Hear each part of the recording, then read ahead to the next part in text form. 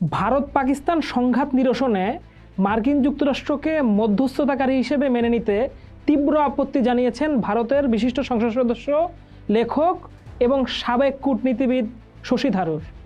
সম্প্রতি এক সাক্ষাৎকারে শশী থারুর এই অবস্থান স্পষ্টভাবে জানান দেন। শশী থারুরের মতে মার্কিন প্রশাসন এই সংঘাতে একটা গঠনমূলক ভূমিকা পালন করতে চেয়েছিল, কিন্তু একে কোনোভাবেই মধ্যস্থতা বলা যায় না। শশী থারুর তার বক্তব্যে সোজাসাপটাভাবে বলেন, ভারতের পররাষ্ট্রমন্ত্রী এস জয়শঙ্করের সাথে মার্কিন পররাষ্ট্রমন্ত্রীর আলাপ হয়। তিনি আবার পাকিস্তানের পররাষ্ট্রমন্ত্রীর সঙ্গেও কথা বলেছেন। সংঘাতের প্রথম ৩-৪ দিন বিভিন্ন পক্ষের সঙ্গেই সবার স্বাভাবিক কূটনৈতিক আলাপ হয়েছে, কিন্তু এর অর্থ এই নয় যে ভারত নিজে থেকে গিয়ে কারো কাছে মধ্যস্থতা চেয়েছে। তার মতে এটা ছিল স্বাভাবিক কূটনৈতিক প্রক্রিয়ার অংশ, যেখানে বিভিন্ন দেশ চলমান পরিস্থিতি নিয়ে আলোচনা করে থাকে।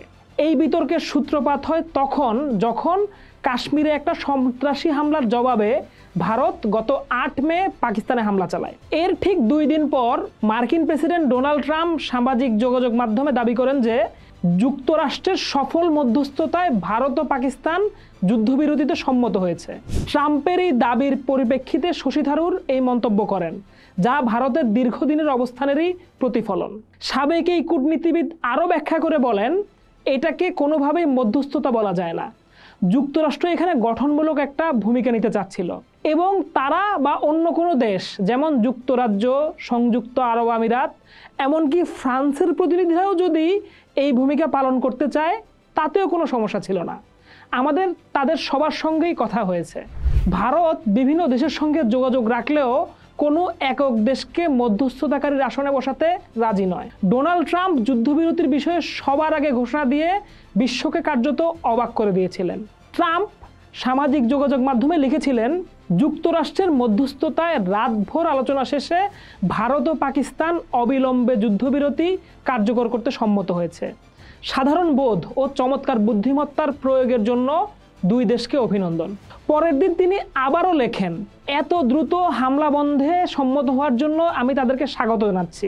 এই ঐতিহাসিক সিদ্ধান্তে সহায়তা করতে পারায় যুক্তরাষ্ট্র গর্বিত। শুধু তাই নয়, ট্রাম্প এরপর কাশ্মীর সংকট সমাধানেও যুক্তরাষ্ট্রের পক্ষ থেকে সহায়তার প্রস্তাব দেন। যদিও এই বিষয়ে ভারতের পক্ষ থেকে সেই সময় কোনো আনুষ্ঠানিক প্রতিক্রিয়া জানানো হয়নি, তবে নয়াদিল্লি বরাবরই দ্ব্যর্থহীনভাবে বলে আসছে যে কাশ্মীর ভারতের একটি অভ্যন্তরীণ বিষয়।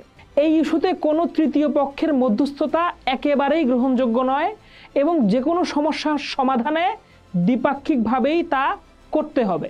শশী থারুরের বক্তব্য ভারতের এই চিরাচরিত অবস্থানকেই আরও জোরালোভাবে তুলে ধরছে।